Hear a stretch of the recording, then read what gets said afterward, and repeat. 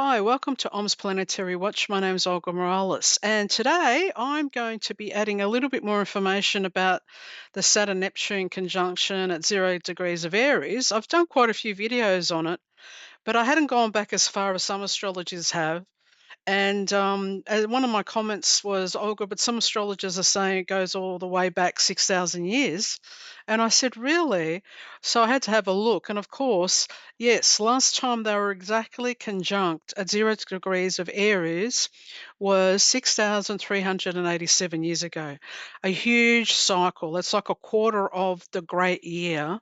And that's like a 70-degree shift.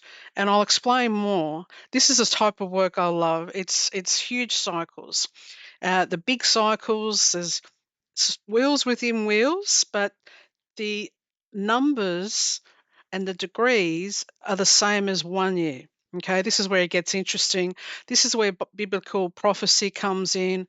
And yeah, so let's get started. I'll explain it more. So here we have what I'm talking about. Okay. What happened? We're here, 2026, okay? On the 20th of February, Saturn and Neptune were to be conjunct at 0 degrees of Aries, okay? But in 4361 BC, that's the date, they were also together at 0 degrees of Aries, even closer to the Aries point, okay?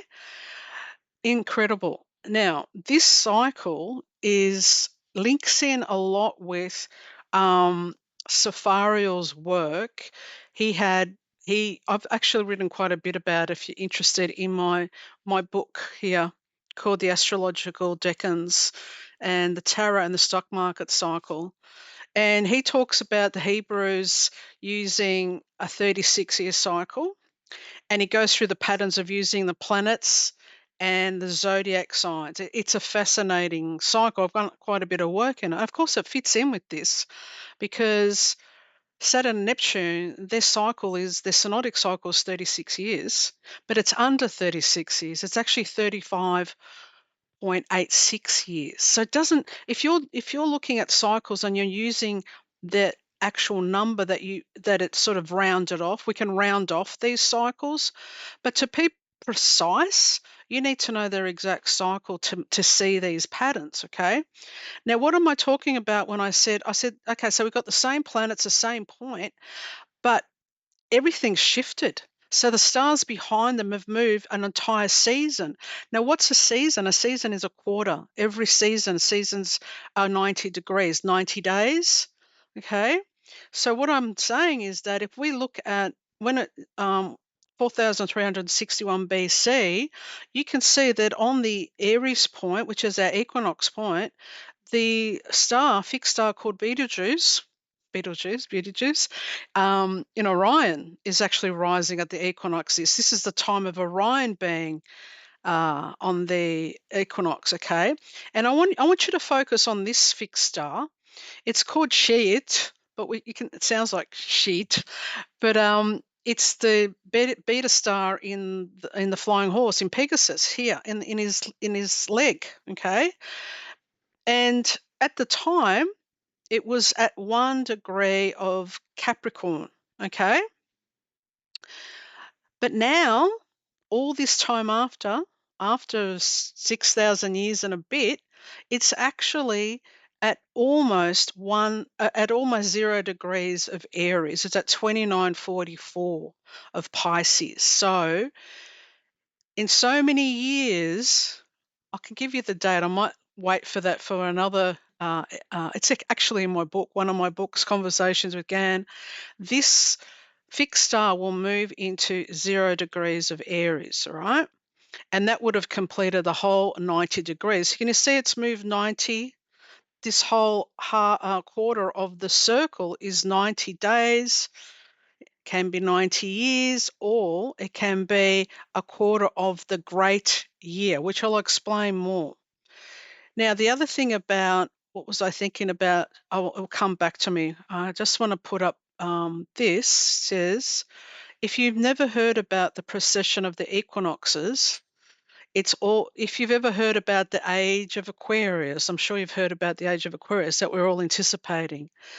Well, we're still in the age of Pisces. Some people say we've already moved into the age of Aquarius, okay? Now, each one of those ages is represented by 30 degrees of the circle, each zodiac sign. So there's an argument saying, well, the constellations are all not all just 30 degrees, and that's true. So the different methods of doing calculating these ages, okay? But as we know now, precession is the sky. It moves 1 degree every 72 years. So in 6,387 years, it's roughly 88 degrees. So it's almost a 90-degree seasonal shift. Now, this is important, very important. And the other thing I wanted to talk about Pegasus, just something that, because I'm very interested in the Templars, and when I was in London, we went to the Templar Church, which I've been to quite a few times. I kept seeing Pegasus everywhere. Pegasus, Pegasus, Pegasus, the lamb, which is Aries, Pegasus. And, they put their symbols in their architecture. And of course, this to me is part of what they were tracking. It could be my imagination, but I doubt it. Okay. You've got to read more my book with Conversations with Gan, where I talk about this more in depth. Anyway, let's the next slide. So the maths, if you're still thinking, what is she talking about? Well, this is what I'm talking about. All right. 36 years times 180, we get 6,480 years. And this is a quarter or 90 degrees days, okay? However, as I just explained to you, the Jupiter-Saturn is synodic cycle is actually 35.86 years. So when you do the maths, 6,387 years is actually 178 synodic cycles of Saturn Neptune at the same degree. This is phenomenal, really. But 64,080 times 4 is 25,920. And that's the great year. That's the great full precessional cycle that we have to go through all the 12 zodiac signs, okay? And also, it's 360 degrees, so the whole circle, times 72, which is our precessional number, and you get 25,920. Now, some people argue that our great year is only 24,000 years. That one is actually based on sidereal. This is sidereal means a star, okay? Whereas this one is more based on the tropics, which is our 0 degrees of Aries. So another way of looking at it, 12 times 2,160, there are astrological ages or eons. They were even called eons, all right? Now, Safari, who I'll mention a lot because I'm into Gan, W.D. Gan's work, he recommended you study Safari. And of course I did, and I have a lot. And he had a great series of books. He was a prolific English astrologer, but he did a lot about the world horoscope and the basis of scripture prophecy. So if you want to know anything about how the prophets in the Bible were prophesizing, you need to get that book, okay? And in that book, he wrote, Christ will judge nations at the end of 90 days, which really means 90 degrees. And in the great cycle, it means 6,480 years, right? So he also talks about the ancient 4 ages. He said the great year was divided into 4 ages: gold, silver, copper, and lead. But each one was 6,480 years. So this is his book called The Basis of Scripture Prophecy. So isn't it fascinating that this cycle, based on the 36, also incorporates the Saturn-Neptune cycle because that's their number as well. It's all a plan. Okay, so when you go back to the chart, I wanted to show you this because it actually takes us all the way back when they were together in 4,361 BC. This was the age of Gemini. Okay, so what I've got here, I've got the equinox point, the 0, where they were, and you can see that on the outer side, outer wheel, there's another zodiac wheel, which is actually the precessional wheel. And it's a separation between these that we come up with the ages, okay? And you can see that at this time, there was probably only one, two, three, about 4 degrees before we moved into the sign of Taurus. So that would have become the age of Taurus, which usually then lasts for 2,160 years. Okay. But the interesting about this age of Gemini, which was between 6,000 to 4,000 BC approximately, was all about the age of communication. This is when we started seeing the earliest form of writing and literature of all sorts, commerce and trade, right? So this is like really, really significant. So before I mentioned that at the same time, this is when Orion, because this is in the Gemini part of the sky, was rising at this time at the equinox. So this is where we get a lot of the myths about Orion being attacked by the Scorpion on the other side. Because Scorpio's on here, on this side, and so he was attacked by a typhon, or all sort of creatures in myths. This was the time in the age of Gemini. Okay. But what was happening back then? This is the time of Mesopotamia, it's a cradle of civilization. So Mesopotamia means between two rivers. That was the Tigris and the Euphrates. And I went there the year before when I did a big tour to Turkey, and we went to Göbekli Tepe and other places. And I got to see both of these rivers. And it really is, it's biblical. Uh, Location everywhere around where we went. And so these are the cradle of civilization was the farming cities. Cities became systems, irrigation, surplus and trade, temples, law, record keeping. This is where the world begins to run like a machine, but it was just the beginning of civilization. Okay. So Sumer, so this is Sumerian. So if you like anything about the Sumerians, like a lot of people talking about the Anunnaki, well, this is the time. This is the time when um, the first cities of Uruk, Ur, Lagash, and the temples, the priests and kings, land measurement, taxation contracts, rules of time and season, and then the breakthrough was writing. So the earliest forms of writing, the cuneiform, I've seen so many of them. If you go to the British Museum in obviously in London, they've got a whole section of all this Sumerian plus the Egyptian section. You'll see the original, some of the oldest cuneiform tablets, and they're very small. You keep thinking they're big, but they're just tiny little tablets. Okay. And so they recorded everything. It was grain, livestock, rations, labor, trades, good, everything about measurement as well. And of course, obviously, the astrology and astronomy, they started the 60 base system that we use, right? 60 seconds in a minute, 60 minutes in an hour, 360 degrees in a circle. This is what astrology runs on. This is the geometry we use for our wheel. The degrees, minutes, and seconds, arcs, angles and timing, it's all about, they gave us the measuring system to map. So where are we now? Now, on the 20th of February, they're coming back after this 6,000 and so many years to the same point, a little bit further in minutes.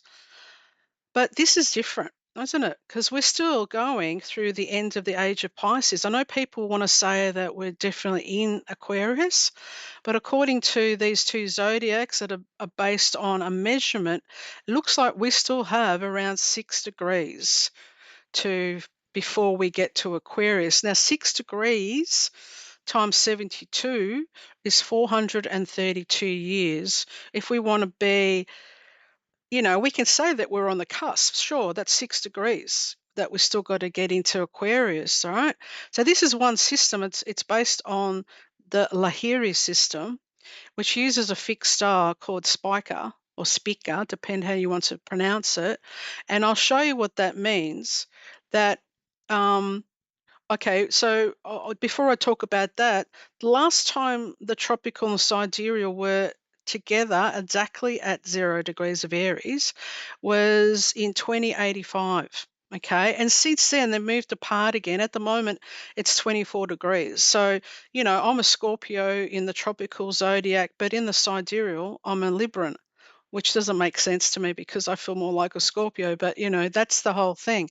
So, let's have a look. If we look back to 285, you can see where Spica is, Spica, right? It's at 0 degrees of Libra. So this is the star they use. That's what sidereal means. It's Sid means star. And at that time, Spica was exactly at 0 degrees of Libra, which is exactly opposite 0 degrees of Aries. So that was like an anchor to calculate the precession, okay? But now that Spica is at about 24 degrees of Libra, all right? So this is so we've still got those 6 degrees that we have to make up until it gets to Scorpio. Because once it gets to Scorpio, it will be opposite to Taurus, but it would be square to Libra and to Aquarius. And so that's when we start getting into the fixed signs on the equinoxes and the solstice. That's our fixed star. That's what you're waiting for because Aquarius is a fixed sign. So at the moment, what I wanted to show you is that, as I mentioned before, we have this fixed star in the leg of Pegasus, Scheat or Sheet. I'm not sure how to pronounce it, but most of us say shit. Is at 2944.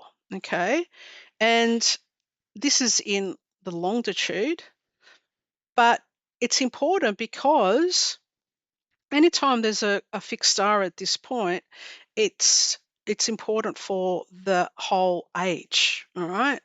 So Pegasus, and this fixed star is in the watery part of the zodiac, the sky, the constellations. Okay, and it was known for shipwrecks. And in the old text, it was linked to drowning, floods, and extreme misfortune. And Eberton says that it's tied to malefics, which it is, because Saturn and Neptune are considered malefics in this position, shows catastrophes. So we have to pay attention to this. If you're not into fixed stars are being used even before the planets. They were watching the stars rising, setting, culminating. They became the myths, the stories that they used to tell each other, so that they wouldn't forget the wisdom that they were shared. Most of our myths are based on astrology or cycles of these stars. And children used to be, when they were born, they were given the name of the star that was rising on the horizon. That was their star. They would get that name. So there's a lot of things that we can look at, and with this mysterious, I love it so much, that the mysteries of the ancients that they knew. So what are the key words for Scheat? Extreme misfortune, shipwreck, storms, floods, drowning, loss through water, accidents and sudden ruin, murder, suicide in harsh charts. This can be for if you have this this fixed star in a chart that you're looking at. It might have some bearing in there. And Eberton's warning, when it's tied to the malefics, as I just said, catastrophes, flood, shipwrecks, mining accidents, airplane accidents. So it's one of the not very nice fixed stars. Okay, a lot of them. There are some really good ones, and then there's some of these ones that they say brings quite a bit of misfortune. So why does it matter for us? It's because it's been activated with Saturn Neptune, and so Saturn is cold, restriction, hardships, and endings, and Neptune's water, mass emotion, disillusion, chaos and contagion. So together, it's like they're frozen water, all right? Flooding waters, extreme, symbolism, Pegasus, the sky horse. So it could be coming high from the sky, right? Winds, a leg, an anchor point. When activated, the fall, the wreck, the flood, the collapse of stability. And, like I keep thinking about while I was putting this together. I mean, at the moment, while I'm recording this, Australia's got fires and flooding. There's the US is covered in some incredible Arctic icy storm. Um, as I've said before, Sicily's had a typhoon, not a typhoon, a cyclone, and it's sort of destroyed a lot of the seaside. Um, I saw that Greece has got flooding as well. There's so much happening in terms of weather. Okay, and this is the extremes that when these alignments happen is because when they're at 0 degrees of Aries, as I've said before, this is a collective point, it's a world axis, and it means that they're all on the equator. So, in terms of weather, they're actually on the equator and the extremes. So, we get these extremes because the Arctic and the Antarctic are activated. So that's where all the weather comes from. Anyway, yeah, so this is another aspect to what's happening at the moment. We're using the fixed stars. Okay, so people, if you want to get a rough estimate if this, now there are many ways of working out the ages, as I've said to you. I mean, I've read a book and it had everyone's calculations, and they're all really completely different. But if we stick to this cycle, this method, could be wrong, could be right. Really, the time that the area ingress of the sun, right here, and it all lines up to the start. Well, remember this goes backwards. We go backwards through this, so this would be at the very end of Aquarius, but it'll be the next 30 degrees. It comes to 2,422. So we've still got a while to get into the actual Aquarius zone in the zodiac in the tropical sense. And but we are on the cusp. We've only got 6 more degrees, so everyone's already feeling it. You can feel that we are going into a major shift. And every time there's a major shift before, if you look back on time, that's when big changes happen. And so the world is experiencing that pre-sequel to moving into the age of Aquarius. So I know that we can feel on edge, but on a collective level, these were the times that all prophets and astrologers were forecasting that would be the Great Awakening and the Golden Age. But to get there, there's going to be huge changes. So that's where we're at. So hopefully you've enjoyed that presentation. I've covered a couple of things that I love. This sort of research I really love, and yeah. So this is the whole amazing that it goes all the way back to the cradle of civilization. It's absolutely amazing. So thanks for listening.